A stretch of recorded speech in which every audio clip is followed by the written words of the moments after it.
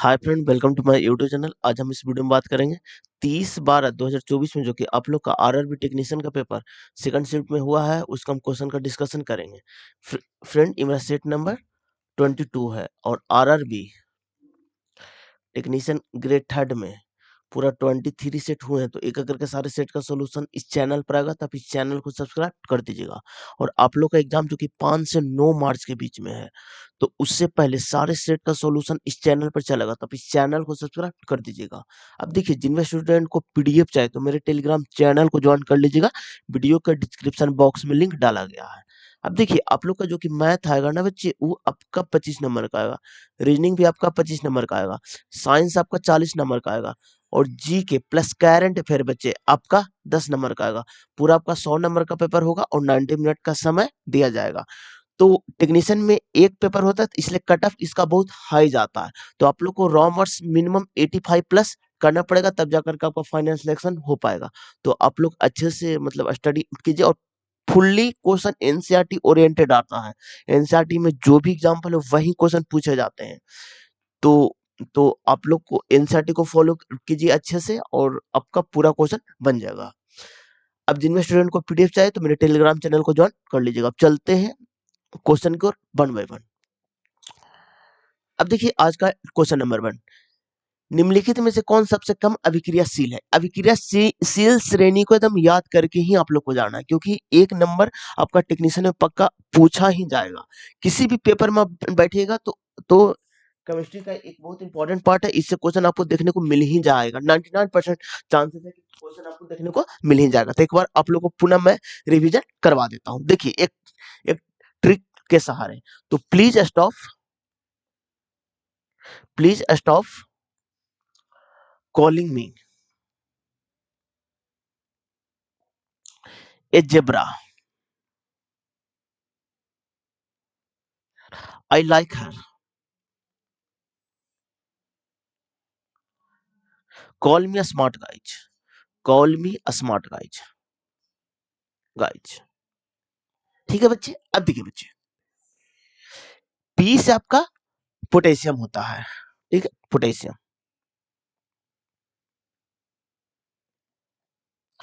ठीक है, ए से आपका सोडियम होता है।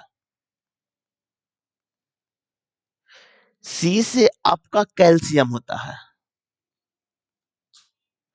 एम से आपका मैग्नीशियम होता है।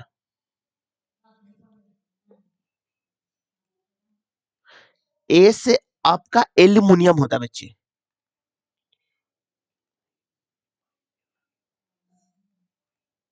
ठीक है बच्चे, जेड से आपका जिंक होता है। आई से आयरन होता है। एल से आपका लेड होता है बच्चे। ठीक है बच्चे, एच से हाइड्रोजन होता है। ठीक है, सी से आपका कॉपर होता है। एम से मरकरी। ए से सिल्वर। जी से गोल्ड होता है बच्चे।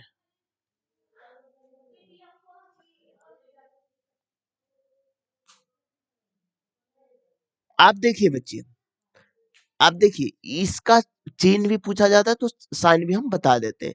तो पोटेशियम का आपका के से इंडिकेट कीजिएगा। अब देखिए, कलर हम चेंज कर लेते हैं, नहीं तो फिर दिक्कत हो जाएगा आप लोग को। देखिए, ठीक है, पोटेशियम को के से बच्चे। अब देखिए, आपका सोडियम को Na से।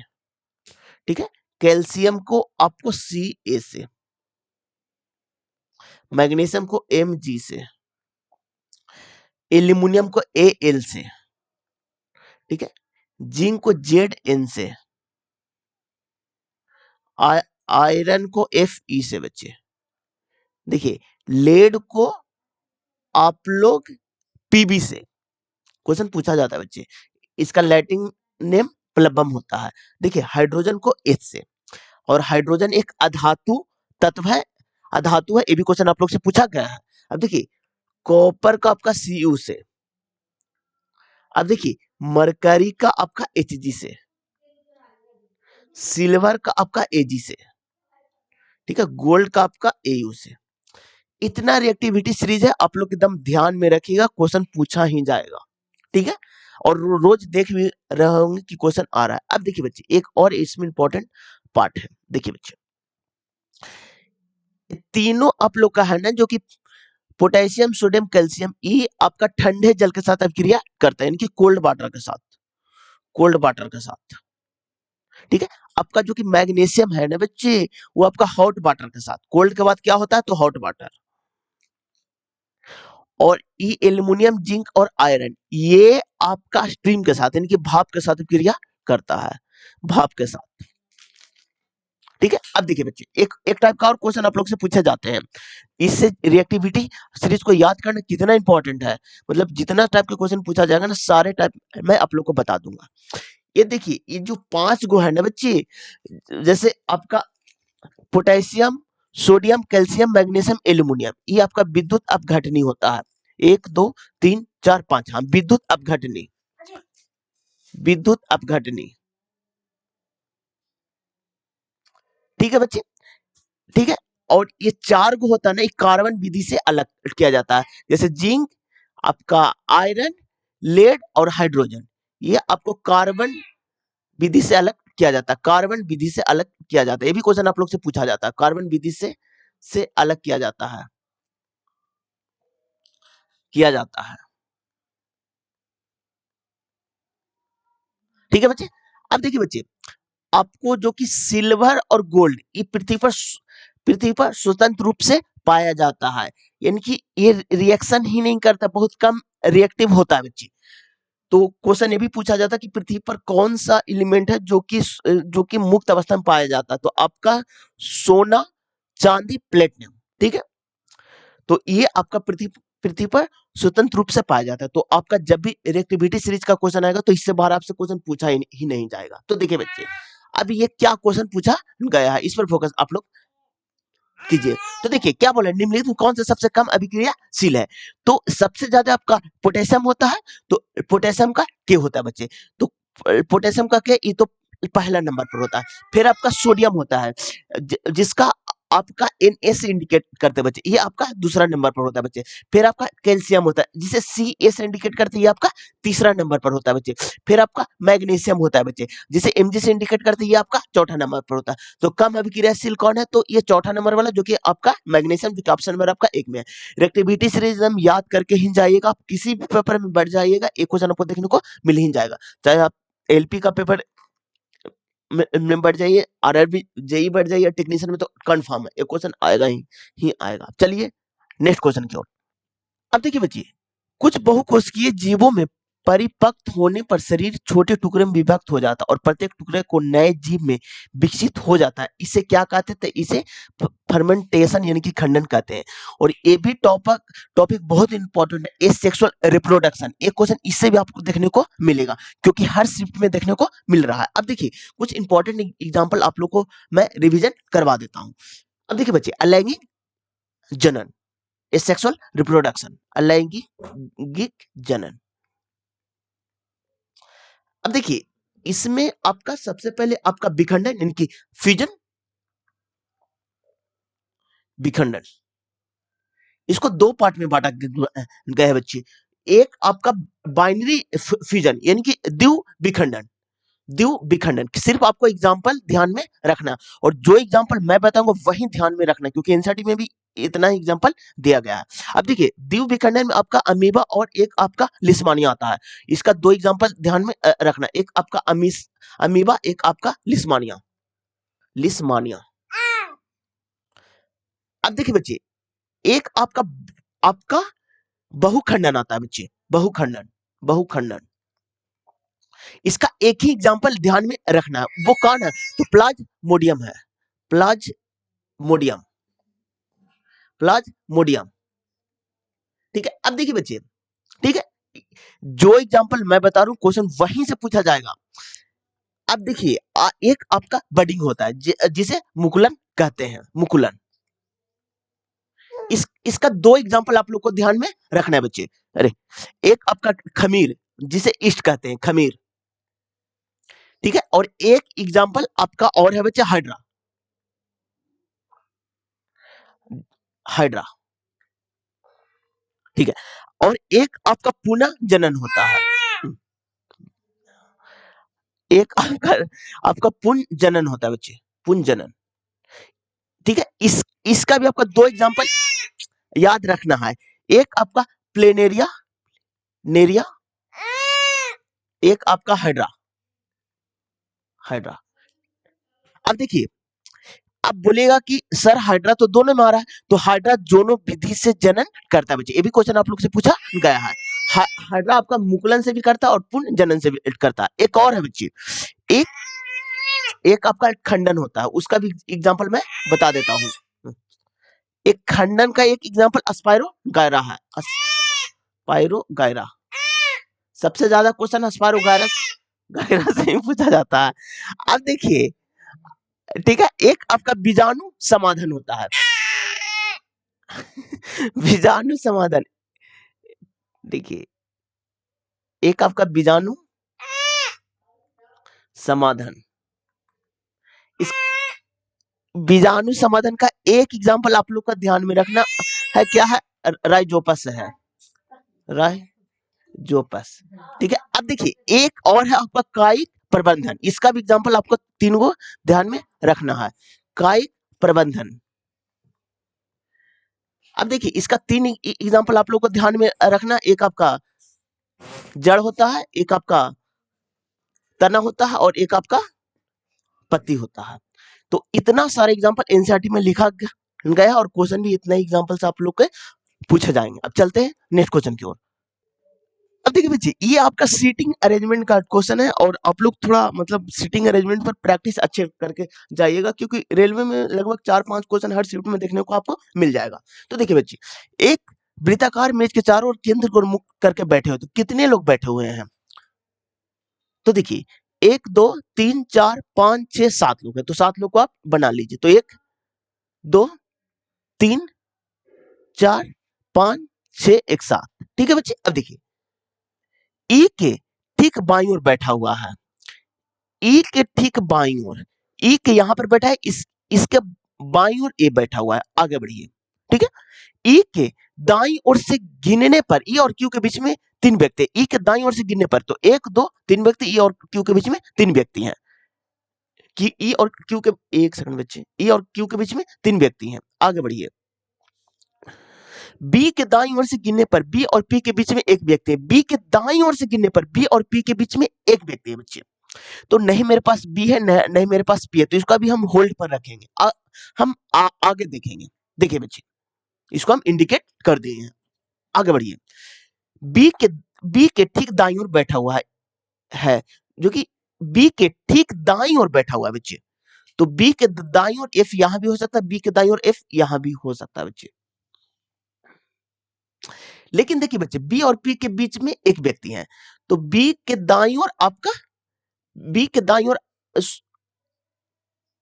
एक सेकंड, बी के ठीक दाईं ओर बैठा हुआ है, बी के दाईं ओर आपका एफ बैठा हुआ है बच्चे।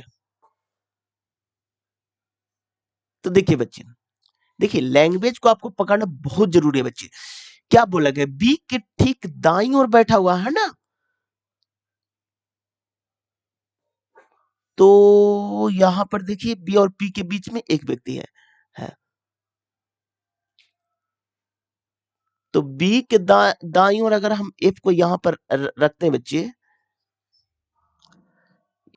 अब देखिए बच्चे, इसमें कितना केसेस बन रहे हैं, सारे केसेस को मैं अच्छे से आप लोग को मैं बताऊंगा। यहाँ पर क्या बोला गया, बी के दाईं ओर बैठा हुआ है, और बी और पी के बीच में एक व्यक्ति है। तो बी यहां रखेंगे, तो इसके दाईं ओर आपका कौन बैठा है, तो एफ बैठा हुआ है, और बी और पी के बीच में एक व्यक्ति, तो बी और पी के बीच में एक व्यक्ति। इतना तो मेरा बैठ गया बच्चा। अब देखिए बचा कौन है, तो ए हो गया, बी हो गया आपका, ई भी हो गया बच्चे, एफ भी हो गया बच्चे, पी भी हो गया, क्यू भी हो गया, आर बच गया। तो आर को यहाँ पर आप रख दिया। अब देखिए पूछा क्या गया है, इस पर फोकस कीजिए आप। आर के बाईं ओर से गिनने पर, क्वेश्चन को रीड अच्छे से करना बच्चे, बाईं दाईं ओर, मतलब अच्छे से आप लोग को रीड करना है, क्योंकि ऑप्शन में दोनों दिए जाते हैं। तो क्या बोला गया है, आर के बाईं ओर से गिनने पर, तो आर के बाईं ओर इधर होता है, बाईं ओर से गिनने पर आर और ई के बीच में, तो आर और ई के बीच में, तो यहां के बीच में, तो 1 2 3 4 लोग हैं, जो कि ऑप्शन नंबर आपका 2 में। कोई स्टूडेंट इसको अगर दाईं ओर भी कर देगा ना, तो इसका आंसर एक आ जाएगा। एक ऑप्शन में भी दिया हुआ बच्चे, तो आप लोग क्वेश्चन को रीड अच्छे से कीजिएगा, ये सब क्वेश्चन को आपको गलत नहीं होना चाहिए, जो कि ऑप्शन में आपका 2 में है। चलिए नेक्स्ट क्वेश्चन की ओर। अब देखिए, आयनिक यौगिक के संबंध में निम्नलिखित में कौन सा कथन गलत है? अब देखिए, आयनिक यौगिक भी बहुत इंपॉर्टेंट टॉपिक है बच्चे, आप लोग जरूर ध्यान में रखिएगा। अब देखिए, ठोस अवस्था में आयनिक यौगिक विद्युत का चालक होता है। नहीं बच्चे, ये एकदम गलत है। आयनिक यौगिक का जो कि सही कथन है ना, वो मैं आप लोग को अच्छे से मैं एक्सप्लेन करता हूं। तो आयनिक यौगिक सामान्यतः जल में घुलनशील होते हैं, एकदम सही बच्चा, आयनिक यौगिक जल में घुलनशील होते हैं। अब सबसे पहला क्वेश्चन है, अब बोलेगा कि सर आयनिक यौगिक किसे कहते हैं? तो जो धातु और अधातु अधातु से बनता है ना, उसे हम आयनिक यौगिक कहते हैं, और अधातु अधातु से बनता है ना, उसे हम लोग कोवेलेंट बॉन्ड कहते हैं बच्चे। ये दोनों पॉइंट आप लोग से क्वेश्चन पूछे गए हैं। अब देखिए, आयनिक यौगिक का गलनांक उच्च होता है, एकदम सही है बच्चे। आयनिक यौगिक ठोस होता है, एकदम ये सही है बच्चे। तो गलत आपका ऑप्शन नंबर 3 हो जाएगा। गलत कथन ही पूछा गया एग्जाम में, क्वेश्चन को रीड अच्छे से करना है। गलत कथन पूछा गया, सही कथन पूछे गए, ऑप्शन में सही नहीं है, इस टाइप से थोड़ा रीड आप लोग ध्यान से मतलब रखिएगा ना, तो आप लोग का थोड़ा जो कि मार्क्स है ना, वो बढ़ जाएगा। चलिए नेक्स्ट क्वेश्चन की ओर। अब देखिए, उसी कूट भाषा में एच को कैसे लिखा जाएगा? तो एच किसमें बच्चे? तो एच इसमें भी है और एच इसमें नहीं है बच्चे। तो इस टाइप के क्वेश्चन जिसमें नहीं होगा ना, उसी से आप लोग आंसर को इल्यूमिनेट कीजिएगा। तो एच नहीं होगा तो 4 भी नहीं होगा, तो 4 को काट दीजिए। 8 भी नहीं होगा तो 8 काट दीजिए, 7 ऑप्शन में ही नहीं है। 2 नहीं होगा तो 2 काट दीजिए। अब बचा कौन? तो 6 बचा, इसलिए ऑप्शन में आपका 2 हो जाएगा। चलिए नेक्स्ट क्वेश्चन की ओर। अब देखिए, अवतल दर्पण का वक्रता केंद्र, अब ये आपका अवतल दर्पण है बच्चे, ये आपका पोल होता है, ये आपका फोकस होता है, ये आपका सेंटर होता है। अब क्या बोला? अवतल दर्पण के वक्रता केंद्र, तो यहां पर वक्रता केंद्र क्या है? तो इसके सामने है बच्चे, सामने है, ठीक है। क्योंकि क्योंकि पॉलिश तो बाहर से कर रहे हैं ना, तो ये अवतल दर्पण के सामने होता है बच्चे, ठीक है। अब देखिए, उत्तल दर्पण है, एक सेकंड बच्चे, एक सेकंड। ये देखिए आपका उत्तल दर्पण है। अवतल दर्पण उत्तल दर्पण बहुत इंपॉर्टेंट है, बहुत क्वेश्चन पूछा जाता है। अब पोल हो गया, ये फोकस हो गया, ये आपका सेंटर हो गया। अब देखिए बच्चे, यहां यहां पर इसके यानी कि यहां से देखा जाता है, तो इसके क्या है? तो इसके ये पीछे होता है बच्चे, तो इसलिए ऑप्शन नंबर आपका 4 हो जाएगा बच्चे, ठीक है। एक बार अवतल दर्पण से जितना भी प्रतिबिंब बनता है ना, सारे को मैं रिवीजन करवा देता हूं बच्चे, क्योंकि क्वेश्चन पूछा जाता है बच्चे, और जो क्वेश्चन पूछा जाता है ना, जितना बार आएगा मैं उतना बार आप लोग को रिपीट करवाऊंगा। अब देखिए बच्चे, एक बार आप लोग को ध्यान से सुनिएगा। यहाँ यहाँ पर आपका इन्फिनिटिव, अगर आप वस्तु को इन्फिनिटी पर रखेगा 1 नंबर, तो उसका प्रतिबिंब फोकस पर बनेगा। अगर आप वस्तु को सी और इन्फिनिटी के बीच में रखेगा 2 नंबर, तो उस सॉरी बच्चे, पीछे बनता है बच्चे, ठीक है। तो उसका प्रतिबिंब फोकस और सेंटर के बीच में बनेगा। अगर आप वस्तु को सेंटर पर रखेगा 3 नंबर, तो उसका प्रतिबिंब सेंटर पर ही बनता है बच्चे, और वस्तु के बराबर बनता है। अगर आप वस्तु को सेंटर और फोकस के बीच में रखेगा, यानी कि 4 नंबर, तो उसका प्रतिबिंब सी से परे, क्योंकि एनसीईआरटी में सी से परे ही लिखा गया है, जब भी क्वेश्चन आएगा सी से परे ही लिखा रहेगा, या फिर सी से इन्फिनिटी के बीच में लिखा रहेगा, तो इसका प्रतिबिंब सी और इन्फिनिटी के बीच में रहता है बच्चे। अगर आप फोकस पर रखेगा, तो इसका प्रतिबिंब आपका इन्फिनिटी पर रहेगा बच्चे। ये दोनों आपका छोटा होता है बच्चे, ये आपका बराबर होता है बच्चे, ये आपका बड़ा होता है बच्चे, पूरा आपका वास्तविक बनता है बच्चे, ठीक है। वास्तविक प्रतिबिंब अगर साइन में बोले तो निगेटिव होता है बच्चे, अब वास्तविक प्रतिबिंब हमेशा उल्टा होता है बच्चे, ठीक है। अब एक जो सबसे ज्यादा पूछा जाता है, अगर आप वस्तु को पोल और फोकस के बीच में रखेगा, यानी कि 6 नंबर, तो उसका प्रतिबिंब सी, मतलब उसका प्रतिबिंब दर्पण के पीछे बनता है बच्चे, और वस्तु से बड़ा बनता है, और आभासी बनता है, और आभासी प्रतिबिंब हमेशा सीधा होता है बच्चे, इसे प्लस इंडिकेट करते हैं, सीधा होता है, और वस्तु से बड़ा बनता है, वस्तु से बड़ा। बस इतना आप लोग ध्यान में रखिएगा, क्वेश्चन बनेगा, नहीं ध्यान में रखिएगा क्वेश्चन आपसे छूटेगा। चलिए नेक्स्ट क्वेश्चन की ओर। चलिए, ये तो करंट अफेयर है बच्चे। निम्नलिखित में से कौन सी संख्या 1 से 10 तक की प्रकृत संख्या से विभाज्य है? निम्नलिखित में से कौन सी संख्या 1 से 10 तक दोनों समझे सभी प्रकृत संख्या से विभाज्य है?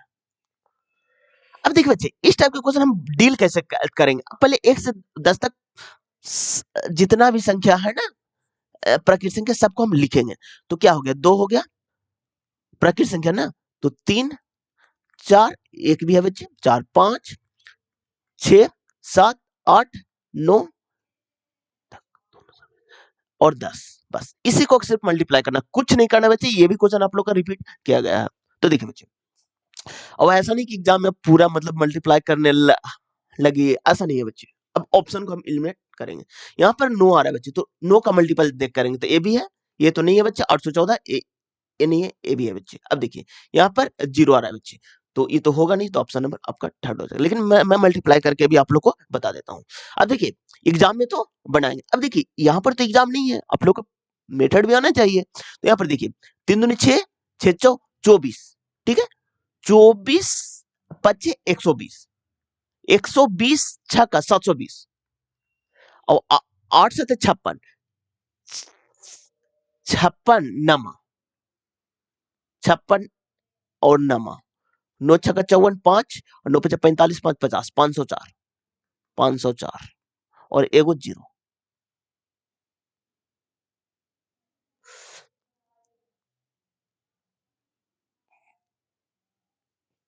अब देखिए बच्चे, इसका पूरा का एलसीएम आपको निकालना है बच्चे। तो एलसीएम आप निकालेंगे कैसे बच्चे, मल्टीप्लाई नहीं करना बच्चे, एलसीएम निकालना है, ठीक है। देखिए बच्चे,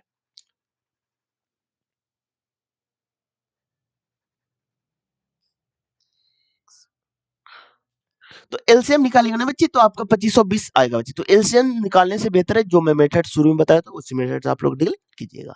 चलिए नेक्स्ट क्वेश्चन, ये भी क्वेश्चन बहुत रिपीट करता है बच्चे। चलिए नेक्स्ट क्वेश्चन को, वृषण में बनने वाले शुक्राणु का परिवहन के माध्यम है, तो ये आपका शुक्र वाहिका है, यानी कि भेष डिफ्रेम है। ये भी क्वेश्चन आपका रिपीट, भेष डिफ्रेस है। और इसमें एक टाइप का और क्वेश्चन बनता है कि शुक्राणु अ, शरीर वृषण आपका शरीर से बाहर क्यों रहता है, क्योंकि उसको जो कि शरीर का तापमान चाहिए ना, जो कि आप लोग का 37 डिग्री फ़ारेनहाइट है ना, उससे आपका 2-3 डिग्री कम चाहिए बच्चे, इसलिए वो बाहर रहता है। ये भी क्वेश्चन आप लोग से पूछा गया है। तो क्या हो जाएगा, शुक्र वाहिका, जो कि ऑप्शन में आपका थर्ड में। चलिए नेक्स्ट क्वेश्चन की ओर। अब देखिए अकेला एक काम को 6 दिनों में और बी अकेला 8 दिनों में कर सकते हैं। तो ए अकेला एक काम को 6 दिन में, तो ए अकेला एक काम को 6 दिन में, बी अकेला उसी काम को 8 दिन में कर सकते हैं। ए और बी ने 3200 में करने की जिम्मेदारी ली सी की सहायता से। तो ए प्लस बी प्लस सी बच्चे कितना में बच्चे, तो सी के साथ 3 दिनों में। बस एलसीएम सबसे पहले निकालना बच्चे, तो आपका क्या 24 सोचो 24 8 8 तिया 24 और 8, ठीक है। तो यानी कि एबीसी का वैल्यू आपका 8 हो गया बच्चे, ठीक है। तो ए का वैल्यू आपका 4 हो गया बच्चे, बी का वैल्यू आपका 3 हो गया बच्चे, सी का वैल्यू आपका 1 हो गया बच्चे। अब देखिए बच्चे, पूरे का वैल्यू आपका 3200 रुपया है, तो 3200 और कितना होगा 4 3 4 3 7 1 8, निकालना किसका है बच्चे, तो बी का। तो बी का 3 है बच्चे, तो गुने 3 कर दीजिए, तो 8 चौ 32 4 तिया 1200, ऑप्शन नंबर आपका 1 में है। चलिए नेक्स्ट क्वेश्चन की ओर।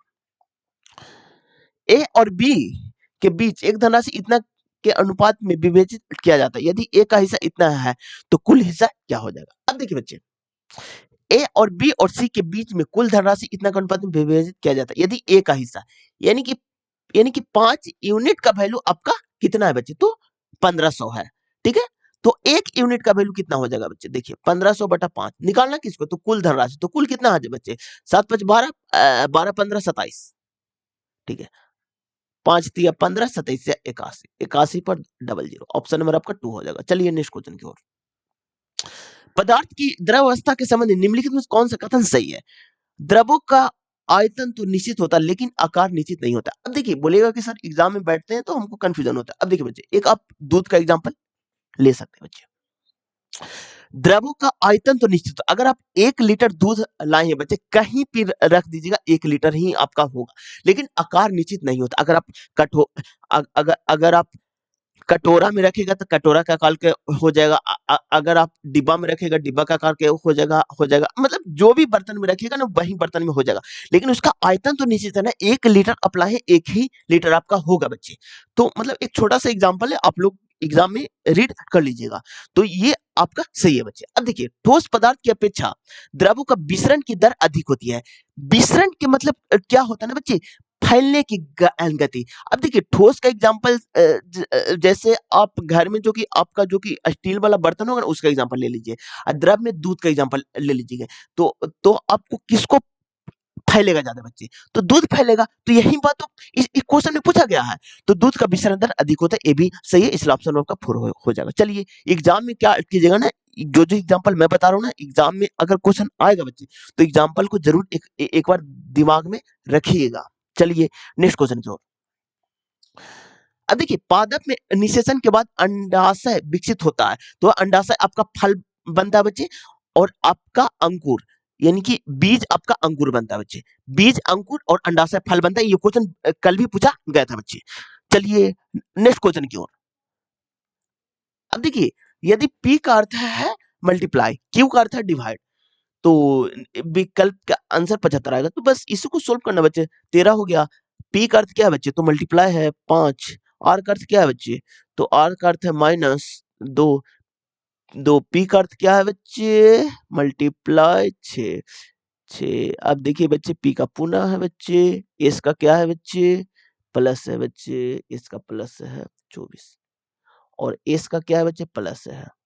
यहाँ Q का क्या है बच्चे, Q का डिवाइड है, तो 22 डायरेक्ट में लिख देता हूँ, उतना कोई आवश्यकता नहीं है। 53 65 माइनस माइनस देखिए छोटे 18 दूनी 36 प्लस 6 और 4 46। अब देखिए बच्चे 65 और यहाँ 4 और 10, तो आपका 75। ऑप्शन हमारा आपका 4 हो जाएगा। एग्जाम में चेक करना पड़ेगा बच्चे, क्योंकि मतलब क्या होता है ना, एग्जाम में आप लोग के पास टाइम का अभाव होता है, तो थोड़ा मतलब चेक करना ही पड़ेगा, कोई उपाय नहीं है आप लोग का। ये सब क्वेश्चन तो सारे बच्चे बनाते हैं। अब देखिए सभी 37 व्यक्ति का एक पंक्ति में उत्तर की ओर मुख करके खड़े हैं। अरिहंत दाएं छोर से 14वें स्थान पर, जबकि चेरी बाएं छोर से 21वें स्थान पर। अरिहंत और चेरी के बीच में कितने व्यक्ति हैं? इसमें दो टाइप के क्वेश्चन आपसे पूछे जाते हैं बच्चे। अगर टोटल का अगर लेफ्ट प्लस राइट से अधिक आ गया बच्चे, तब उसका फॉर्मूला क्या होता है? तो देखिए बच्चे, बच्चे लेफ्ट प्लस राइट तो -2 और माइनस बीच होता है बच्चे, ठीक है। अगर टोटल का लेफ्ट प्लस राइट से कम आ गया बच्चे, तब उसका formula left plus right plus बीच होता है बच्चे, ठीक है। ये दोनों फॉर्मूला आप लोग ध्यान में रखिएगा, जब भी आपका बीच वाला क्वेश्चन पूछा जाएगा तो इससे बार आपसे क्वेश्चन पूछा ही नहीं जाएगा। अब देखिए बच्चे 37 को है, पहले हम निकालेंगे लेफ्ट प्लस राइट कौन लगेगा, तो लेफ्ट में 14 है और राइट में 21 है, तो 14 और 21 आपका 35 होता है बच्चे, इससे कम है बच्चे, तो ये वाला फार्मूला सीधा सिंपल फार्मूला लगा देंगे। इसे ओवरलैप बोलते हैं बच्चे, ओवरलैप कंडीशन बोलते हैं, इसे आपका सिंपल कंडीशन बोलते हैं बच्चे, तो सिंपल कंडीशन वाला लगा देंगे। तो लेफ्ट में आपका 14 है बच्चे और राइट में आपका 21 है बच्चे, प्लस बीच, ठीक है। तो यहाँ पर 37 और -35 इक्वल टू बीच, तो बीच में कितना आ गया, तो 2 आ गए बच्चे। ऑप्शन नंबर आपका 4 में। रेलवे ने इतिहास में इससे बाहर बीच वाला क्वेश्चन नहीं पूछा गया बच्चे, और क्वेश्चन बनते हैं लेकिन बैंक का एग्जाम में बैठेगा ना, तब जाकर के अच्छे क्वेश्चन पूछे जाते हैं। चलिए नेक्स्ट क्वेश्चन की ओर। अब देखिए बच्चे पीरियोडिक टेबल में आप लोग का जिनका भी पेपर है ना, तो कम से कम 1 से 30 तक आप लोग ध्यान में जरूर रखेगा बच्चे, क्योंकि क्वेश्चन वहीं से पूछे जाएंगे, और अगर उतना भी आप नहीं कर सकते तो मिनिमम 1 से 20 तक याद करके ही रखिएगा, ठीक है। अब देखिए बच्चे कैल्शियम का आपका 20 होता है बच्चे, क्लोरीन का आपका 17 होता है बच्चे, सोडियम का आपका 11 होता है बच्चे, एल्यूमिनियम का आपका 13 होता है बच्चे, ठीक है। अब देखिए निम्नलिखित में किस तत्व का ऋणायन आयन बनाने की सबसे अधिक संभावना है, तो इसका लिखेंगे बच्चे, तो 2 8 8 10 8 18 और 2 20, ठीक है। अब देखिए बच्चे इसका लिखेंगे तो 2 8 2 10 7 17, इसका लिखेंगे तो 2 8 2 10 1 11 और 2 10 और 3 13। अब देखिए बच्चे, अब देखिए कोई भी अष्टक पूरा करने के लिए बच्चे आपको 8 इलेक्ट्रॉन चाहिए बच्चे, तो ये जानते हैं बच्चे,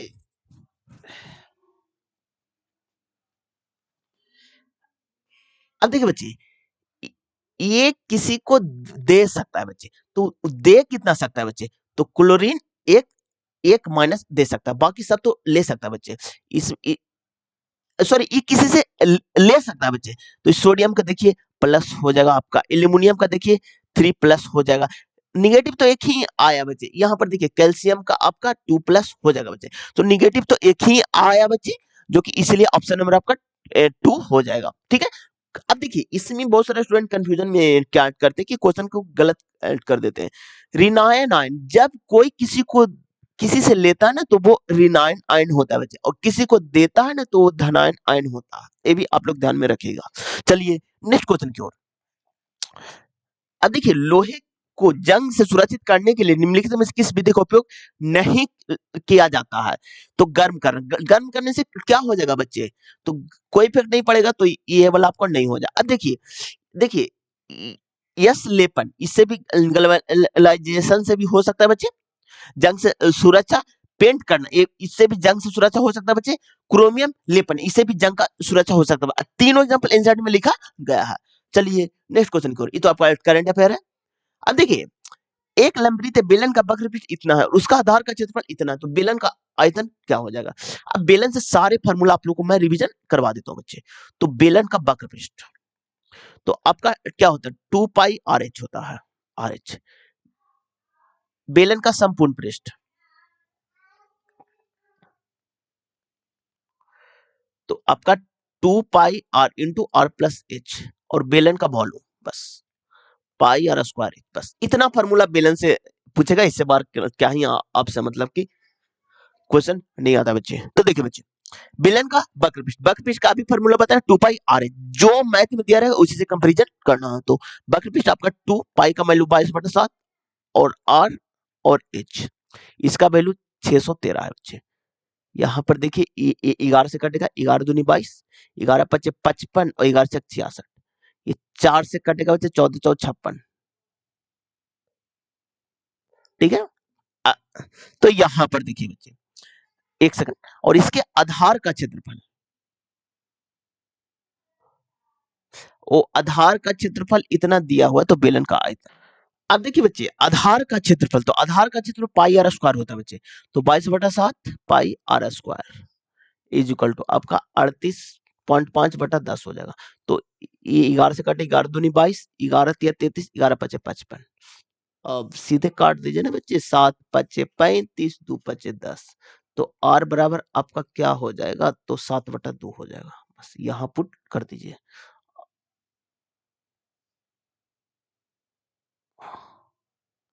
आर बराबर 7/2। तो देखिए यहाँ पर क्या लाए थे? 2 गुने 22/7 गुने 7/2 गुने एच इजकल टू 613।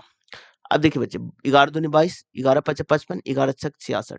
ठीक है। 8 सते 56, 8 है, 4 दूनी 8।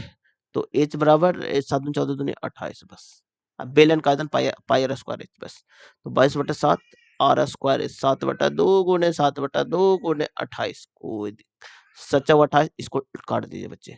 तो 49 दूनी 98। ठीक है। अब देखिए 22 से 154 गुने 7 कीजिएगा ना बच्चे, 1078 आ जाएगा। ऑप्शन नंबर आपका 1 में। चलिए नेक्स्ट क्वेश्चन की ओर। ये देखिए करंट इलेक्ट्रिसिटी का क्वेश्चन है। अब देखिए बच्चे प्रत्येक 2 ओम के 2 प्रतिरोध को बैटरी के श्रेणी क्रम में, तो आर इक्विवेलेंट क्या हो जाएगा? तो 2 + 2 यानी कि 4 ओम। ठीक है, आगे बढ़िए। वोल्ट आपका 4 वोल्ट दिया हुआ है, पर तो विद्युत धारा का तो ओम्स के नियम से V बराबर I, और बस बच्चे तो V आपका 4, I निकालना है बच्चे R4, I बराबर 1 एम्पियर 4 हो जाएगा। चलिए नेक्स्ट क्वेश्चन की ओर।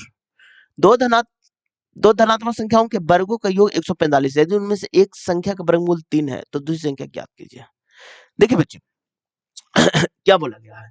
दो धनात्मक संख्याओं के दो धनात्मक संख्याओं के वर्गों का योग दो धनात्मक संख्याओं के वर्गों का योग 145 है। यदि उनमें से एक संख्या का वर्गमूल 3 है बच्चे, तो दूसरी संख्या क्या हो जाएगी? तो देखिए बच्चे दूसरी संख्या क्या हो जाएगी? अब देखिए बच्चे क्वेश्चन में कोई दम नहीं है बच्चे। दो धनात्मक संख्या, ठीक है, तो x square plus y square equal to 145 है। यदि उनमें से एक संख्या का वर्गमूल यानी कि एक्स इसको मान लीजिए, तो एक्स बराबर आपका इसका वर्गमूल निकालिएगा तो 9 आएगा बच्चे। ठीक है, और यहां पर रख दीजिएगा तो 81 आ जाएगा, plus y square equal to 145। अच्छा क्वेश्चन है बच्चे, y square is equal to कितना हो जाएगा 4, 8 से 14 64 6, तो y is equal to 8, option number आपका 4 हो जाएगा। एकदम अच्छा क्वेश्चन है बच्चे, सिर्फ लैंग्वेज धरना था। उनमें से एक संख्या का वर्गमूल बोला था ना बच्चे, वर्गमूल, तो 9 हो जाएगा, इसका वर्गमूल 9 और इसका 81। चलिए आगे। अब देखिए बच्चे, एक वृत्ताकार मेज के चारों ओर केंद्र को मुक्त करके बैठे हुए हैं, तो कितने लोग बैठे हुए हैं बच्चे, तो 2 4 6 एक साथ लोग हैं, तो 1 2 3 4 5 6 एक साथ लोग हैं, ठीक है। एल के बाईं ओर से गिनने पर एफ और एल के बीच में दो व्यक्ति हैं, एल के बाईं ओर से गिनने पर एफ और एल के बीच में दो, एक दो दो व्यक्ति हैं। आगे बढ़िए, एम के बाईं ओर से तीसरे स्थान पर है, ठीक है बच्चे, जी और एम के ठीक दाईं ओर बैठा हुआ, एफ के बाएं से दूसरे स्थान पर है, बाएं से दूसरे स्थान पर, पहला दूसरे स्थान पर जी है, ठीक है। अब देखिए, ई एन का पड़ोसी नहीं है, एन का पड़ोसी ई नहीं है, तो देखिए बच्चे अब जी से कौन कौन रिलेट हो सकता है बच्चे आपका, देखिए एल के दाईं ओर एफ और एल के बीच में दो व्यक्ति बैठे, ठीक है बच्चे। एन एम के बाएं से तीसरे स्थान पर है, एम के बाएं से तीसरे स्थान पर है, देखिए एम के बाएं से पहला दूसरा नहीं बच्चे, तो एम यहाँ रखिए, पहला दूसरा तीसरा, हाँ एम के बाएं से पहला दूसरा तीसरा स्थान पर है। आगे बढ़िए, एम के ठीक दाईं ओर बैठा हुआ है, हाँ एकदम ठीक बात हो गया, एफ के बाएं से दूसरे स्थान पर है, एफ के बाएं से दूसरे स्थान पर आपका जी, एकदम सही है। एन का निकटतम पड़ोसी नहीं है, एन का निकटतम पड़ोसी ई नहीं है, तो ई को यहाँ रख दीजिए, बचा कौन है, तो डी बच गया, तो डी को यहाँ रख दीजिए। पूछा क्या, डी के दाएं से तीसरा, दाएं पहला दूसरा तीसरा जी, ऑप्शन नंबर आपका थर्ड हो गया बच्चे। चलिए, एक गांव की जनसंख्या 94% जनसंख्या इतना है, तो गांव की कुल जनसंख्या कितनी हो जाएगी, कुछ नहीं है बच्चे, 22,560 इन 94% का वैल्यू दिया हो, कोई भी चीज 100 होता है, बस 100 का वैल्यू आपको निकालना है। तो यहाँ पर देखिए, अब एग्जाम में काटने शुरू मत कर दीजिएगा, मतलब दिक्कत हो जाएगा आपको, कैलकुलेशन बढ़ जाएगा, दिक्कत क्या हो जाएगा। तो यहाँ पर देखिए,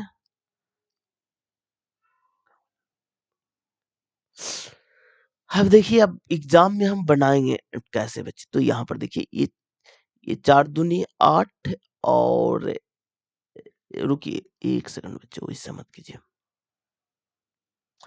2 से काटिए, 4 दूनी 8, 4 दूनी 8 और 7 दूनी 14 47, यहाँ तक 2 से काटे 11 28, ठीक है। अब देखिए बच्चे, ये 24 मरतबा पूरे कट जाएगा बच्चे, ठीक है। तो 24 पर 3 शून्य, 1 2 3 शून्य, ऑप्शन आपका 4 हो जाएगा। अब बोलेगा कि सर एग्जाम में हम कैसे बनाएंगे, तो देखिए बच्चे 94 कभी भी जीरो को नहीं काट सकता बच्चे, तो जीरो हमेशा जीवित रहेगा बच्चे, और 3 जीरो एक ही में बच्चे, इसलिए ऑप्शन नंबर आपका 1 हो जाएगा, 4 हो जाएगा, ठीक है। चलिए नेक्स्ट क्वेश्चन की ओर, धोने के सोडा के उपयोग के बारे में निम्नलिखित कौन सा कथन गलत है, एकदम ध्यान में रखिएगा, इसका उपयोग कागज उद्योग में किया जाता है बच्चे, लेकिन नहीं किया जाता है, ये गलत है, ऑप्शन में आपका 2 हो जाएगा। अब देखिए, इसका उपयोग जल के सभी अस्थायी कठोरता को दूर करने के लिए धोवन सोडा, एकदम सही है बच्चे, धोने वाला सोडा। सोडियम कार्बोनेट का उपयोग घर में साफ सफाई करने के लिए किया जाता है, एकदम सही बात है बच्चे। इसका उपयोग बोरेक्स जैसे सोडियम यौगिक के उत्पाद में किया जाता है, एकदम सही है बच्चे। इसका उपयोग कागज उद्योग में किया जाता है बच्चे, इसमें लिखा गया नहीं किया जाता, यही गलत है, इसलिए ऑप्शन में आपका 2 हो जाएगा। चलिए नेक्स्ट क्वेश्चन की ओर, एक पादप कोशिका में कोशिका की तुलना अधिक जल सांद्रण वाले माध्यम में रखे जाने पर क्या संभव है, तो यह फूल जाती है, जैसे आप किशमिश को देखिएगा ना बच्चे, तो ओस्मोसिस के कारण ये फूल जाता, तो वही क्वेश्चन यहाँ पर पूछ लिया गया है, तो ये संभवतः फूल जाएगी, जो ऑप्शन नंबर आपका 1 हो जाएगा। चलिए नेक्स्ट क्वेश्चन, ये तो करंट अफेयर है, ये भी आपका करंट अफेयर है बच्चे। अब देखिए, 600 न्यूटन भार का एक लड़का 10 मीटर की ऊंचाई पर एक रस्सी द्वारा चढ़ता है, इस कार्य को पूरा करने में उसे 20 सेकंड लगते हैं, उसके द्वारा व्यय की गई शक्ति, तो P बराबर क्या होता है बच्चे, तो W बटा T होता है बच्चे, और W बराबर mgh बटा T कर दीजिए बच्चे, तो mg का वैल्यू आपका 600 न्यूटन दिया हुआ, 600 न्यूटन, और हाइट आपका कितना है बच्चे, 10 मीटर ऊंचाई से, ठीक है।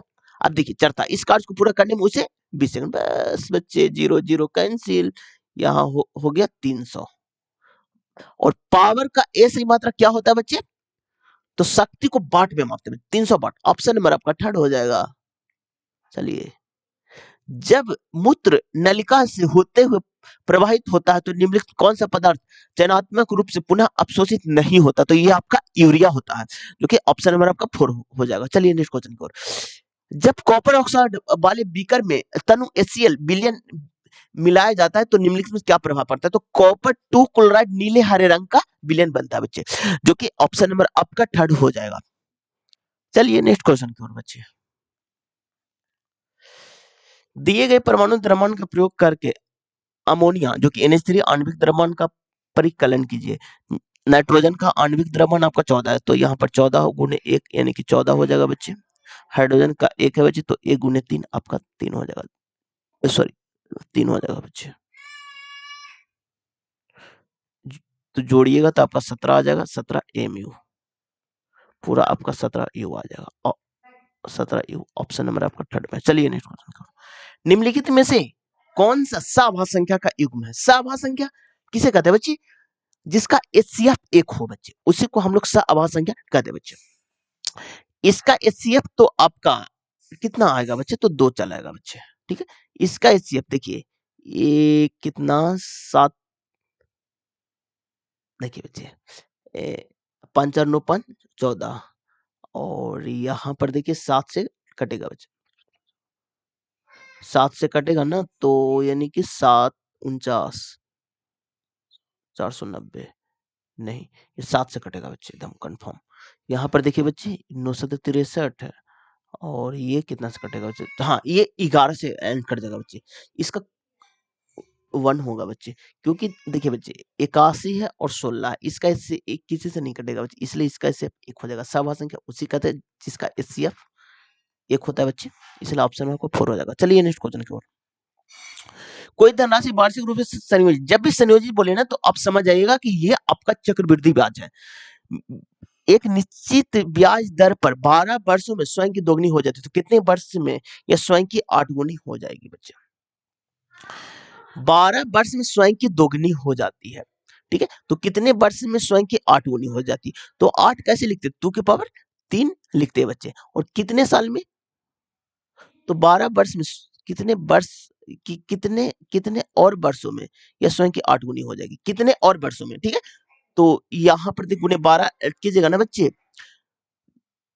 तो आपका हो जाएगा 36, लेकिन ये आंसर नहीं मारना है, कितने और वर्षों में, तो 12 वर्ष और आपको घटा देना है बच्चे, तो आपका कितना 24 आ जाएगा, जो कि ऑप्शन नंबर आपका 1 में। ये क्वेश्चन रिपीट किया है बच्चे, परसों पूछा गया था बच्चे, यही क्वेश्चन को रिपीट किया गया बच्चे। अब बोलेगा कि सर आपने ऐसा क्यों किया? तो अब देखिए बच्चे, 12 वर्षों में दोगुना हो रहा है बच्चे, ठीक है।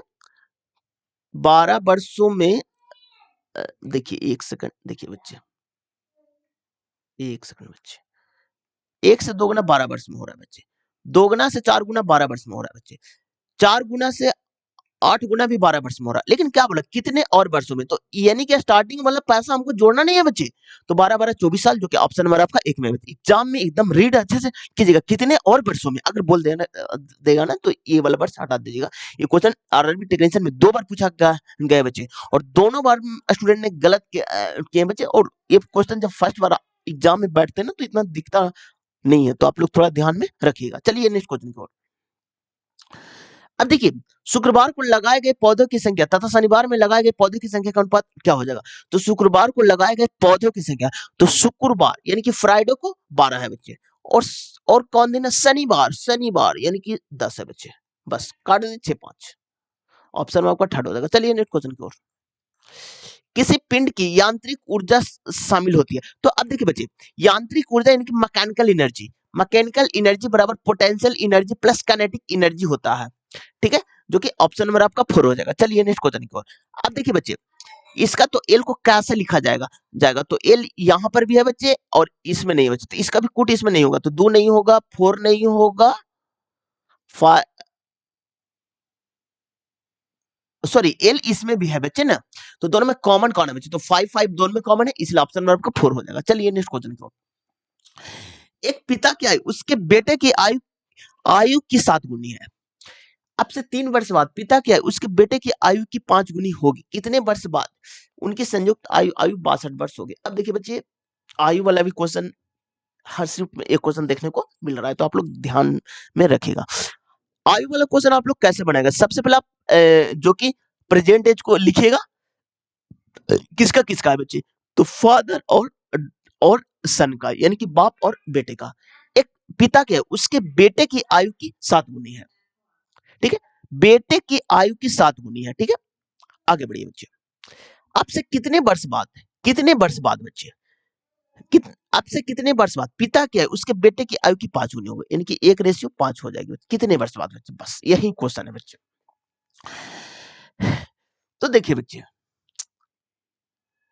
तो कितने वर्ष बाद उनकी आयु इतना हो जाएगी, आपसे 3 वर्ष, अरे यार 3 वर्ष बाद तो लिखा हुआ है ना बच्चे, तो ये क्वेश्चन में है, ये क्या है, यहाँ पर 6 का डिफरेंट है, यहाँ पर 4 का डिफरेंट है बच्चे, तो यहाँ 4 से मल्टीप्लाई कर दीजिए, यहाँ पर 6 से मल्टीप्लाई कर दीजिए, 6×5 = 30, 7 यानी कि 2 यूनिट का वैल्यू आपका, 2 यूनिट का वैल्यू आपका 3 है बच्चे, तो 1 यूनिट इक्वल टू 3/2 हो जाएगा। अब देखिए पूछा क्या गया है, कितने वर्ष बाद उनकी आयु 62 वर्ष की होगी, तो यहाँ पर देखिए बच्चे कितने वर्ष बाद बोला ना बच्चे, देखिए बच्चे यहाँ हो जाएगा 28, 28 में 3/4 कीजिएगा ना बच्चे, तो यानी कि 34 42, ये हो गया 42 साल का, और ये हो गए 4 का, 4 गुने 3/2 कीजिएगा ना बच्चे, तो 2 6 6 आ जाएगा, तो 42 6 48, कितने साल बाद, तो 14 साल बाद, यानी कि 7 साल बाद, इसलिए ऑप्शन नंबर आपका 1 हो जाएगा। अच्छा, इसी टाइप का क्वेश्चन आयु में पूछे भी जा रहे हैं। चलिए नेक्स्ट क्वेश्चन को, ये तो करंट अफेयर है। अब देखिए ये तो कोडिंग टू कोडिंग है, इसलिए ऑप्शन आपका 2 हो जाएगा। चलिए नेक्स्ट क्वेश्चन की ओर। अब देखिए, किसी विद्युत परिपथ में वह उपकरण जो परिपथ प्रतिरोधक के रूप में कार्य करता है, क्या करता, अब देखिए प्रतिरोधक के रूप में, यानी कि प्रतिरोध को घटाता बढ़ाता है, ये काम आपका धारा नियंत्रक करता है, जो कि ऑप्शन नंबर आपका 4 है बच्चे। चलिए नेक्स्ट क्वेश्चन है, कोडिंग टू कोडिंग है बच्चे, ऑप्शन नंबर आपका 1 हो जाएगा। चलिए नेक्स्ट क्वेश्चन की ओर। अब देखिए ये आपका रिएक्शन है बच्चे, दिए गए समीकरण कौन सा पदार्थ अपचयित हो सकता है बच्चे, तो आपका जेडनो अपचयित हो सकता है बच्चे, जो कि ऑप्शन नंबर आपका 3 हो जाएगा। चलिए नेक्स्ट क्वेश्चन की ओर, ये तो करंट अफेयर है। एक पौधा स्पर्श की क्रिया के परिणाम स्वरूप अपनी पत्तियों कैसे हिलाता है, तो उनमें पानी की मात्रा को बदलकर, जो कि ऑप्शन नंबर आपका 3 हो जाएगा। चलिए नेक्स्ट क्वेश्चन की ओर। घरेलू परिपथ में प्रयुक्त उपकरण के लिए निम्नलिखित कौन से कथन सत्य है, तो सभी उपकरण पास संयोजित होते हैं, एकदम रट लीजिए बच्चे, घरेलू में जितना भी सामान आप देख रहे हैं ना, सभी आपका समानांतर क्रम में लगाया हुआ है बच्चे, एकदम आप याद कर लीजिए, बहुत क्वेश्चन पूछा जाता है, इसलिए ऑप्शन नंबर आपका 2 हो जाएगा। अब देखिए घर में जितना भी सामान लगाया जाता है ना, वो सारे आपका पैरेलल में, ठीक है, ध्यान में रखिएगा बच्चे। अब देखिए बच्चे,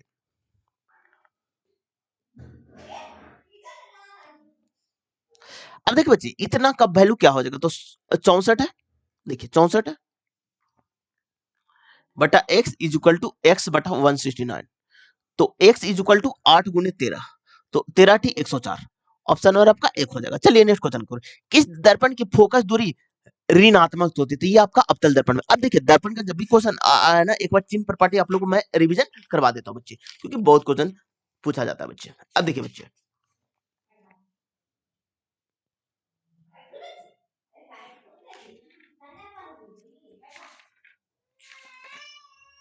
देखिए बच्चे, ये आपका दर्पण है,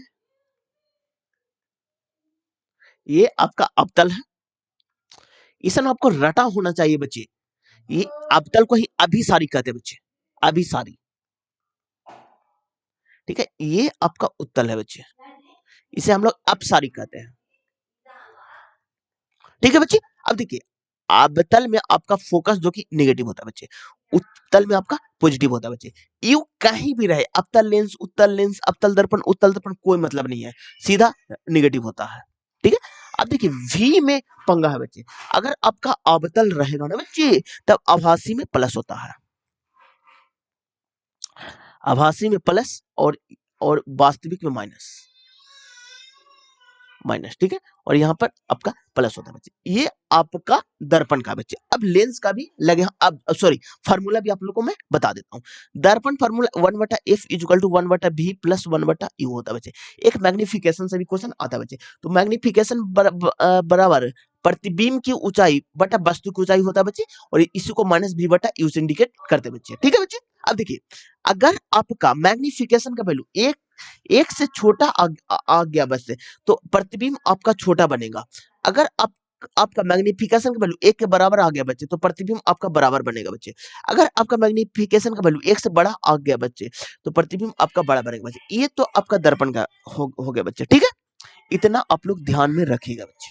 चलिए नेक्स्ट क्वेश्चन को, निम्नलिखित में से कौन सा बर्फ का गलनांक है? तो बर्फ बर्फ आपका 0 डिग्री सेल्सियस पर आपका गलता है बच्चे, तो ये कितना हो जाएगा? तो 273.15 केल्विन हो जाएगा बच्चे, जो कि ऑप्शन नंबर आपका 4 में है।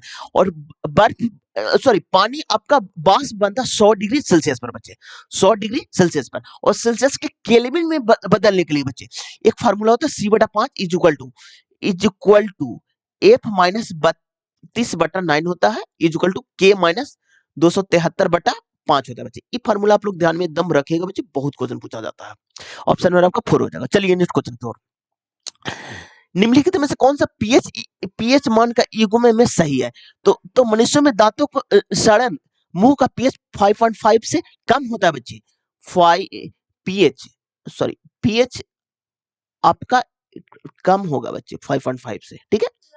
ये तो गलत है। मानव शरीर का पीएच आपका 7 से 7.8 तक होता है बच्चे, ये एकदम सही है बच्चे।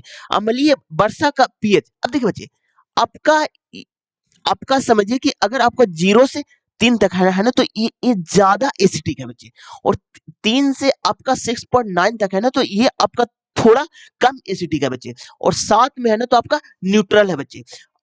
अब देखिए बच्चे 7 से आपका 7 से आपका 10 तक मानेगा ना, तो ज्यादा आपका बेस है बच्चे। और 10 से 14 तक मानेगा तो थोड़ा कम आपका बेस है बच्चे। इतना आप लोग ध्यान में रखेगा बच्चे, क्वेश्चन बहुत पूछा जाता है बच्चे। अब देखिए 8 से अधिक है, तो ये तो बेस हो गया बच्चे, तो अम्लीय कहां से होगा बच्चे? तो ऑप्शन को यहीं से काट दीजिए, ठीक है। तो इसीलिए ऑप्शन नंबर आपका 2 सही है बच्चे। लेकिन एग्जाम में ऑप्शन नंबर बी पुट मत कर दीजिएगा, ऑप्शन नंबर डी पुट कर दीजिएगा, क्योंकि बी सही है बच्चे। स्टूडेंट क्या मतलब इतना मतलब टाइम का अभाव होता है ना बच्चे कि आराम से बी पुट कर देते, ऐसा नहीं करना आपको। चलिए नेक्स्ट क्वेश्चन की ओर,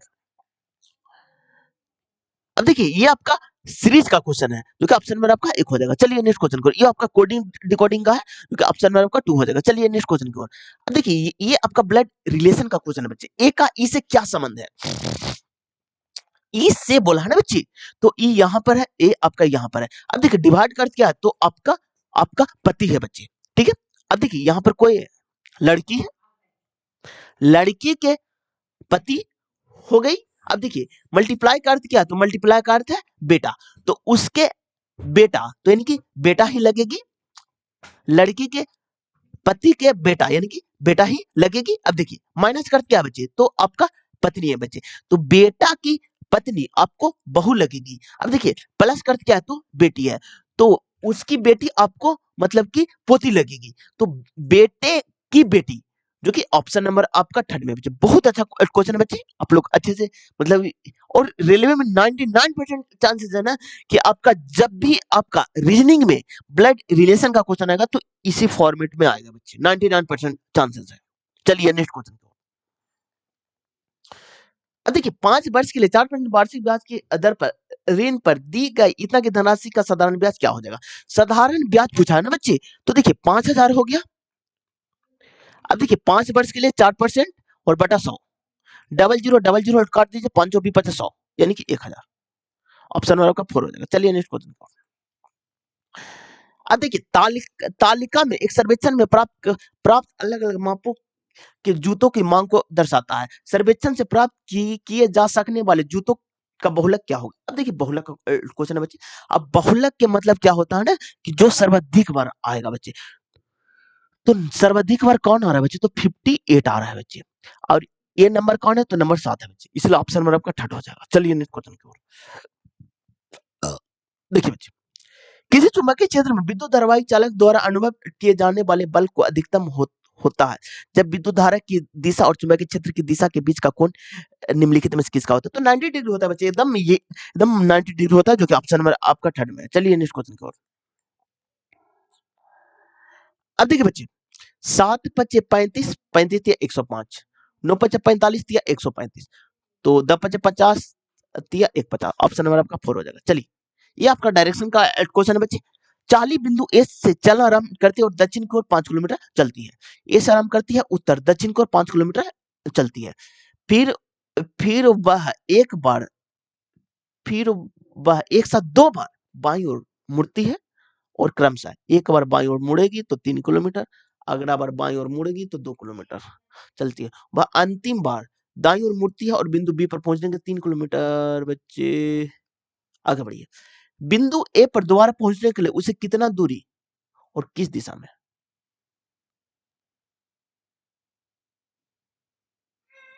एक सेकंड बच्चे।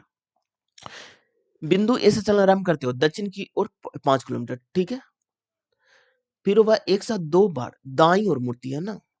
अरे यार, दाईं ओर हम बाईं ओर मुड़ा दिए। एक सेकंड बच्चे, फिर से इसको डिलीट करना पड़ेगा। देखिए, एक सेकंड बच्चे। फिर वह एक साथ 2 बार दाईं ओर मुड़ती है और क्रमशः तो दाईं ओर 3 किलोमीटर और अगला दाईं ओर करेगा तो 2 किलोमीटर, ठीक है। आगे बढ़िए। वह अंतिम बार दाईं ओर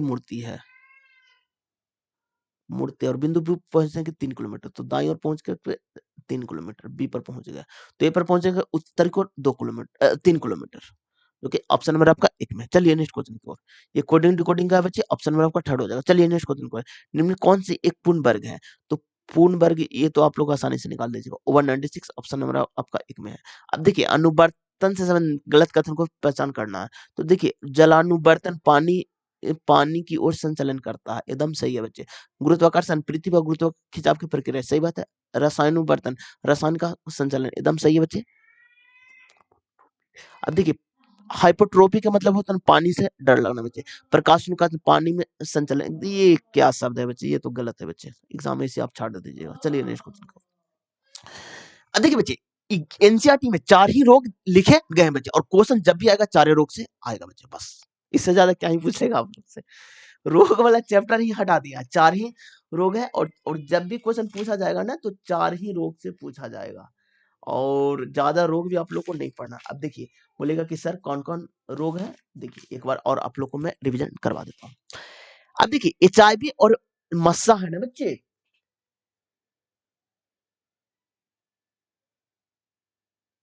ये दोनों आपका वायरस से है, वायरस।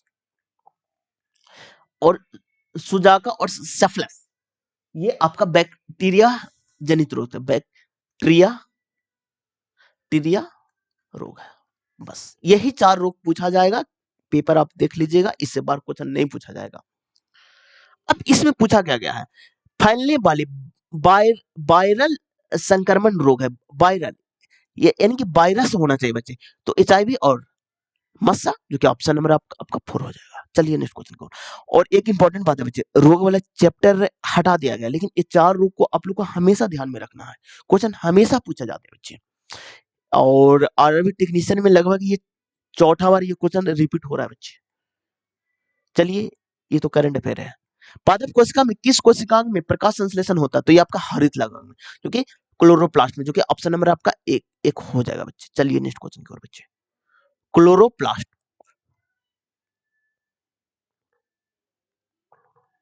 अब देखिए, एक पिंड पर 10 न्यूटन का नियत बल लगाने पर 2 मीटर विस्थापित होते किया गया कार्य, तो W बराबर एफ एस होता है बच्चे। तो एफ 10 और 2 तो यानी कि 20 जूल, जो कि ऑप्शन में आपका थर्ड हो जाएगा। चलिए नेक्स्ट क्वेश्चन की ओर। किसी चालक में प्रवाहित होने वाले आवेश Q और समय t जिसके लिए आवेशित प्रवाहित होती है, और चालक से प्रवाहित होने वाली धारा I के बीच क्या संबंध है? तो एक फार्मूला आप लोग को बहुत बार Q बराबर IT बच्चे, एकदम ध्यान में रखिएगा। तो Q बराबर IT ऑप्शन में आपका 4 में है। चलिए नेक्स्ट क्वेश्चन की ओर। सभी ग्रह चट्टान है, तो सभी ग्रह चट्टान है बच्चे, सभी ग्रह आपका चट्टान है, ठीक है। सभी चट्टान जंगल है, सभी चट्टान जंगल है बच्चे। अब देखिए बच्चे, कम से कम कुछ चट्टान ग्रह हैं, कम से कम कुछ चट्टान ग्रह हैं, एकदम सही है बच्चे। सभी ग्रह वन है, तो सभी ग्रह ग्रह वन या जंगल एक ही है बच्चे, तो ये भी सही है। अब देखिए बच्चे, एक इंपॉर्टेंट केसेस है बच्चे, अगर आप अंदर से बाहर की ओर आइएगा ना, तो सभी वाला सारे केसेस सही होते हैं बच्चे, और अगर आप बाहर से अंदर की ओर जाइएगा ना, तो सभी वाला सारे केसेस गलत होते हैं बच्चे। इससे रेलवे ने बहुत क्वेश्चन पूछा बच्चे, इसलिए ऑप्शन नंबर आपका 1 हो जाएगा। चलिए नेक्स्ट क्वेश्चन की ओर। कोडिंग टू कोडिंग है बच्चे, ऑप्शन नंबर आपका 4 हो जाएगा। चलिए नेक्स्ट क्वेश्चन की ओर। कार्य का मात्रक वही होता है जो ऊर्जा का होता है। कार्य का मात्रक पूछा बच्चे, कार्य का मात्रक आपका ऊर्जा होता है बच्चे। संवेग बराबर एम एम बराबर सॉरी पी बराबर एम भी होता है बच्चे। ठीक है, बल बराबर एफ बराबर एम ए होता है बच्चे। ठीक है, त्वरण बराबर वी माइनस यू बटा टी होता है बच्चे, बी माइनस यू बटा टी होता है बच्चे। ठीक है, ठीक है, जो कि ऑप्शन नंबर आपका 2 हो जाएगा। चलिए नेक्स्ट क्वेश्चन करो। निम्नलिखित में से कौन सी राशि किसी मशीन द्वारा किए गए कार्य की दर को ज्ञात करने में सहायता करती है? तो किसी भी दर को ज्ञात करने के लिए आपको शक्ति चाहिए बच्चे, पावर से ही आप इंडिकेट कीजिएगा। चलिए, कथन निष्कर्ष का बच्चे ऑप्शन नंबर आपका 1 हो जाएगा। एक व्यक्ति ने चिप्स और बिस्कुट के कुछ 50 पैकेट खरीदे पर 273 रुपया खर्च किए। यदि प्रत्येक चिप्स के पैकेट का मूल्य 6 रुपया और प्रत्येक बिस्किट का पैकेट का मूल्य 5 रुपया है, तो उसने चिप्स के पैकेट की तुलना में कितने अधिक बिस्किट के पैकेट खरीदे? कुछ नहीं करना बच्चे, चिप्स को x, बिस्कुट को y, तो x प्लस वाई बराबर 50। यदि यदि उसने चिप्स के पैकेट को 6 रुपया, तो इनके 6x, और बिस्किट के पैकेट के 5 रुपया, इनके 5y, इज इक्वल टू 273। ठीक है, तो उसने चिप्स के पैकेट की तुलना में कितने अधिक बिस्किट के पैकेट खरीदे? तो देखिए बच्चे, इसको क्या कीजिए, 5 से मल्टीप्लाई कर दीजिए, तो x बराबर 250 हो गया ना, तो यानी कि 23। ठीक है, अब y बराबर निकालिए, x बराबर 23 रख दीजिए ना बच्चे, 23 plus y is equal to 50, तो y इज इक्वल टू कितना हो गया, 27। कितना अधिक है बच्चे? 4 अधिक है बच्चे, ऑप्शन नंबर आपका 2 हो जाएगा। चलिए नेक्स्ट क्वेश्चन की ओर। का मान क्या हो जाएगा? तो देखिए बच्चे, जब भी इस टाइप का क्वेश्चन दिखे ना आपको बच्चे, आप सीधा क्या कीजिए ना कि आप कॉमन एक फार्मूला आप लोग ध्यान में रखिएगा, sine square theta plus cos square theta is equal to 1, cosec square minus cot square, cosec square minus cot square is equal to 1, sec square minus tan square is equal to 1। इतना आप ध्यान में रखिएगा, 50 common ले लीजिए, तो 1 plus cot square, तो 1 plus cot square, तो कॉसेक स्क्वायर स्क्वायर, और यहां से 25 कॉमन ले लीजिए, 1 प्लस tan स्क्वायर, तो सेक स्क्वायर, इनकी 2, कॉसेक 1 बटा साइन स्क्वायर, और यहाँ हो जाएगा सेक, तो यानी कि कॉस स्क्वायर। एक और फार्मूला है बच्चे, tan थीटा cos बटा sin होता है, सॉरी tan थीटा sin बटा cos होता है बच्चे।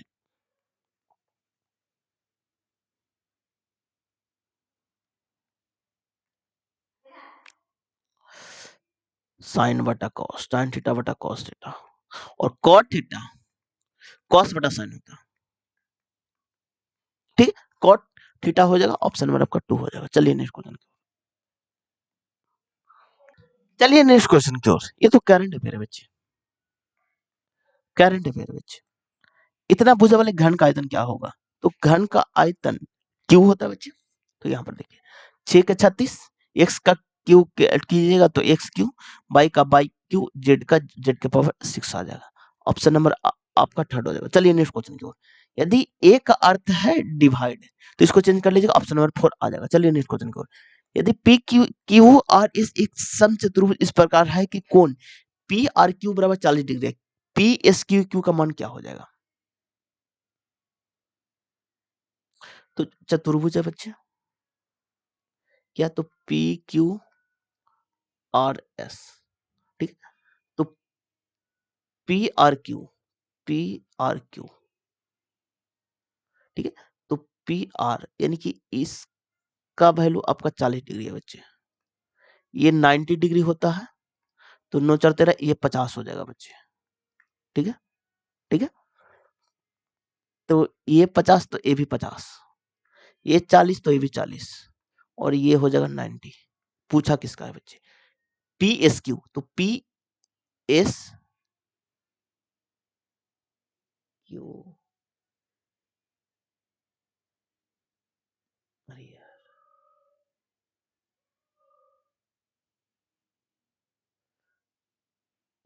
PSQ का बोला है ना बच्चे,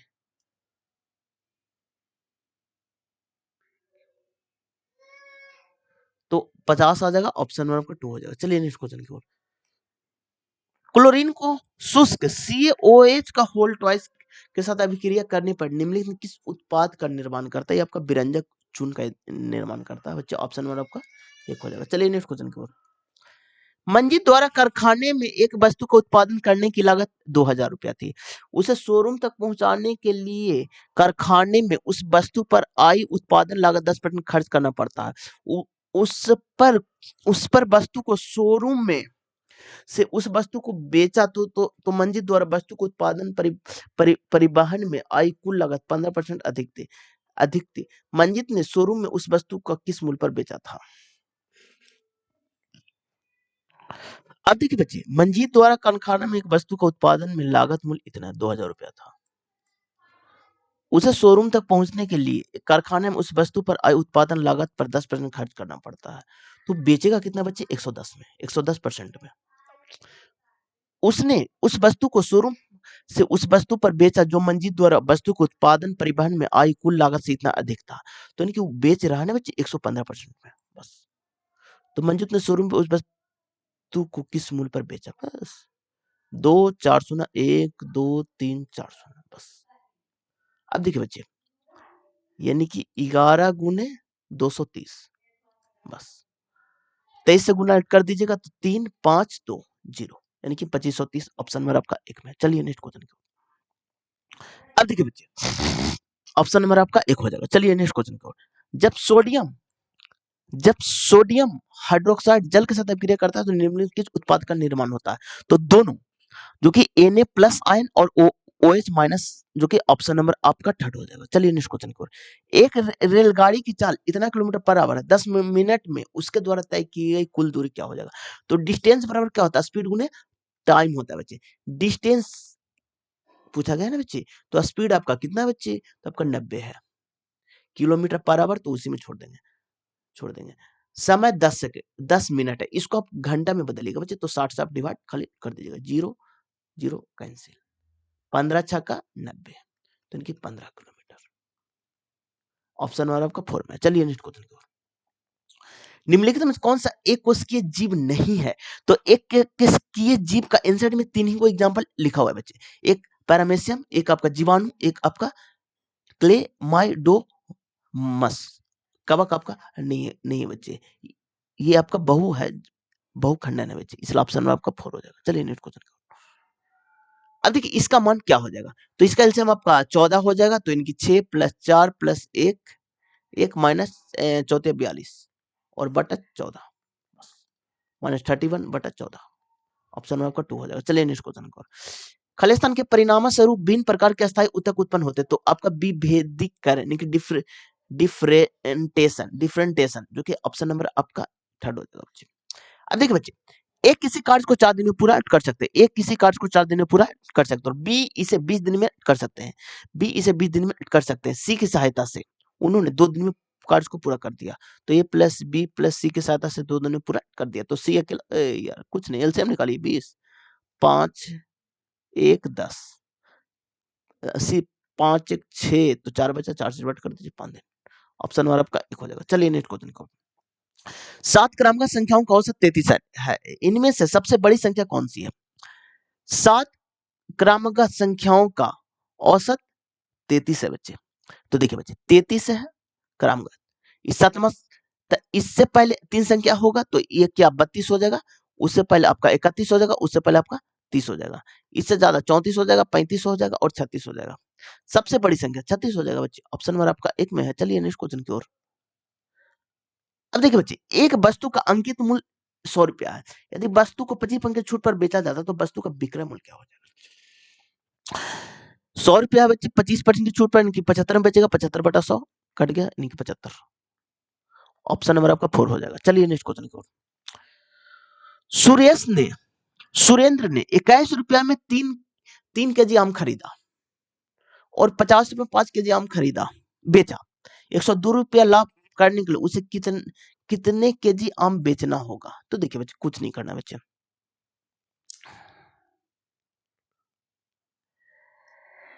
देखिए बच्चे, देखिए बच्चे, यहाँ पर के, 1 केजी वो 7 रुपए में खरीद रहा है बच्चे। Selling price, sorry 1 second, sorry cost price रुपया, और यहाँ पर दर 1 केजी, और बेच रहा है कितना बच्चे, 1 केजी 10 रुपए में बच्चे दर। तो उसका प्रॉफिट कितना का हो रहा है, 3 रुपया का बच्चे। और उसको प्रॉफिट कितना का चाहिए, तो 102 रुपया का, बस। तो 102/3 कर दीजिए, 3×3=4, इनकी 34 केजी। ऑप्शन नंबर आपका थर्ड हो जाएगा। चलिए नेक्स्ट क्वेश्चन की ओर। अब देखिए, उपरोक्त श्रृंखला में से कितने समअंक हैं, ऐसे कितने समअंक हैं जिनमें से प्रत्येक के ठीक पहले एक पूर्ण वर्ग है, इसके पहले एक पूर्ण वर्ग है, और ठीक बाद भी एक विषम अंक है, इसके बाद भी विषम अंक है। सम से पहले पूर्ण वर्ग होना चाहिए, तो पूर्ण वर्ग खोजना आसान है बच्चे, एक भी आपको इसमें सम्मिलित करना पड़ेगा।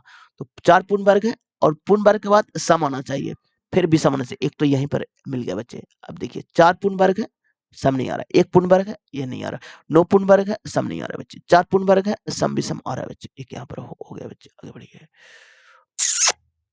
1 पूर्ण वर्ग है बच्चे, ये नहीं है बच्चे, ये नहीं, नहीं, नहीं, ये हो जाएगा बच्चे।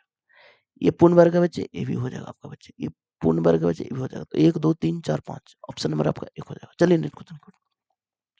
पाचन ग्रंथियां और उनके इंजाम से संबंधित गलत युग्म को चयन करना है। तो लार ग्रंथि ट्रिप्सिन से नहीं, टाइलिन से निकलता है बच्चे। लार ग्रंथि टाइलिन से निकलता है बच्चे, ठीक है, जो कि ये गलत है। यकृत से आपका पीत रस निकलता है बच्चे। पीत रस कहां से निकलता है, तो आपका यकृत से निकलता है बच्चे। अब देखिए, अग्नाशय से आपका अमाशय रस निकलता है। जठर ग्रंथि आपका पेप्सिन से निकलता है बच्चे। जठर ग्रंथि से आपका पेप्सिन से निकलता है बच्चे। तीनों बहुत इंपॉर्टेंट होते हैं, बहुत क्वेश्चन पूछा जाता है। तो यकृत से आपका पीत रस निकलता है। अग्नाशय से आपका आपका आपका अमाशय रस निकलता है। जठर ग्रंथि से आपका पेप्सिन निकलता है बच्चे। इसलिए ऑप्शन नंबर 1 गलत है। ये तो आपका कोडिंग टू कोडिंग है, ऑप्शन नंबर आपका 1 हो जाएगा। चलिए नेक्स्ट क्वेश्चन। ईश्वर व्यंजन कर लीजिएगा, ऑप्शन नंबर आपका थर्ड हो जाएगा। किसी चालक के सिरों पर विभवांतर प्रदान करने के लिए प्रयुक्त होने वाले उपकरण कौन सा है, तो इनकी वोल्ट मीटर, यानी कि मतलब एक तरह से हम किससे मापते हैं, तो वोल्ट मीटर से मापते हैं बच्चे, जो कि ऑप्शन नंबर आपका 2 हो जाएगा। यदि किसी गोले का रेडियस 50% कमी कर दी जाए तो उसका नया आयतन और मूल आयतन हो जाएगा। 50% कमी, तो यानी कि 2 का 1 से बच्चे, तो इसका क्यू कर दीजिए, तो यानी कि 8 का 1 से। अब देखिए बच्चे, ये ओल्ड ये न्यू क्वेश्चन अच्छे से पढ़िएगा, क्या बोला गया। तो इसका इसका नया आयतन, तो नया आयतन 1 है बच्चे, और मूल आयतन, तो मूल आयतन 8 है, हो जाएगा, तो 1/8 हो जाएगा। ऑप्शन नंबर आपका 4 हो जाएगा। चलिए नेक्स्ट क्वेश्चन। शब्द जितना कि अंग्रेजी बनने वाले डिकोंडे है, अब 4 हो जाएगा। हाइड्रा में कली बनने का क्या कारण है, एक विशेष स्थान पर बार बार कोशिका विभाजन, जो कि ऑप्शन नंबर आपका 1 हो जाएगा बच्चे। और हाइड्रा आपका कैसा है, तो मुकुलन विधि द्वारा और पुन जनन विधि द्वारा। तो पुन जनन विधि द्वारा 2 एग्जांपल आप लोगों को मैं बताया था बच्चे, एक आपका हाइड्रा बताया था, और एक आपका, देखिए, पुन जनन विधि द्वारा 2 एग्जांपल, एक आपका प्लेनेरिया, एक आपका हाइड्रा। अब देखिए बच्चे, द्विविखंडन द्वारा अमीबा लिस्मानिया, बहुखंडन द्वारा प्लाज्मोडियम, मुकुलन द्वारा द्वारा हाइड्रा और खमीर, पुन जनन द्वारा द्वारा प्लेनेरिया और हाइड्रा, ठीक है। खंडन द्वारा अस्पायरो गायरा, खंडन अस्पायरो गायरा। अब देखिए, बीजाणु समाधान राइजोपस, बीजाणु समाधान राइजोपस। अब देखिए, कायिक प्रबंधन द्वारा, जो कि आपका जड़, पत्ती और तना।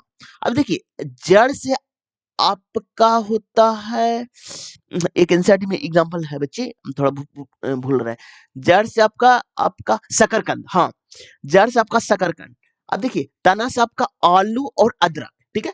पत्ती से आपका, देखिए, पत्ती से आप लोग को मैं बताता हूँ बच्चे, देखिए, पत्ती से आपका बायोफिल्म है, पत्ती से बायोफिल्म है। एक बार और मैं रिवीजन करवा दे, तो कायिक प्रबंधन 3 तरह से होते हैं। एक आपका जड़, जड़ से आपका शकरकंद, एनसीईआरटी में लिखा गया है बच्चों, वही चीज मैं आप लोग को बता रहा हूँ। एक आपका स्ट्रीम होता है, जो कि आपका तना होता है। तना से 2 एग्जांपल ध्यान में रखना, एक आपका आलू, एक आपका अदरक। एक आपका पत्ती से होता है, जो कि बायो फिल्म होता है। तो इतना सारे ध्यान में आपको लोग को रखना है, क्वेश्चन हमेशा पूछा जाएगा बच्चे। अब देखिए केरल में पृष्ठभूमि विकिरण स्तर पर अध्ययन किस संगठन ने किया? तो भाभा एटॉमिक, जो कि ऑप्शन आपका 4 में है। चलिए नेक्स्ट को, प्रोटीन का सरल रूप क्या है? तो एमिनो अम्ल। प्रोटीन का सरल रूप आपका एमिनो अम्ल। तो एक प्रोटीन में कितने अमीनो अम्ल होते हैं? तो बच्चे तो 20 अमीनो अम्ल होते हैं एक प्रोटीन में। एक प्रोटीन में 20 अमीनो अम्ल होते हैं। अमीनो अम्ल होते हैं, अमीनो अम्ल, ध्यान में रखिएगा। ऑप्शन नंबर आपका 4 हो जाएगा। और एक एटीपी में 38 अमीनो अम्ल टूटते हैं बच्चे। दोनों में कंफ्यूजन नहीं होना है। आज का लास्ट क्वेश्चन है, 22 है, बी का अर्थ है मल्टीप्लाई कर दीजिए 5, डी का अर्थ क्या है बच्चे? डी का अर्थ है माइनस, डी का अर्थ है -12, ए का अर्थ क्या है? डिवाइड, सी का अर्थ क्या है बच्चे? प्लस 6, 4 तिया 12, 6 3 9, 110 और -9 है। एक सेकंड बच्चे, सॉरी यार, -3 होगा ना, देखिए मैं भी बोल रहा हूँ ना, +3 हो जाएगा, +3, 113। ऑप्शन नंबर आपका 4 हो जाएगा। अब देखिए बच्चे, ये मेरा सेट नंबर 22 है बच्चे, और आरआरबी टेक्नीशियन ग्रेड 3 में पूरा 23 सेट हुए, तो एक एक करके सारे सेट का सॉल्यूशन इस चैनल पर आएगा, तो इस चैनल को सब्सक्राइब कर दीजिएगा। और अगला सेट किस एग्जाम का मैं लेकर आऊं बच्चे, आप लोग कमेंट करके जरूर बता दीजिएगा, ठीक है। अगर किन्हीं भी स्टूडेंट को पीडीएफ चाहिए तो मेरे टेलीग्राम चैनल को ज्वाइन कर लीजिएगा, वीडियो का डिस्क्रिप्शन बॉक्स में लिंक डाला गया। आज के वीडियो में इतना ही। अगर आपको वीडियो अच्छा लगा तो लाइक कर दीजिएगा, सब्सक्राइब कर दीजिएगा। Thank you friend, thank you.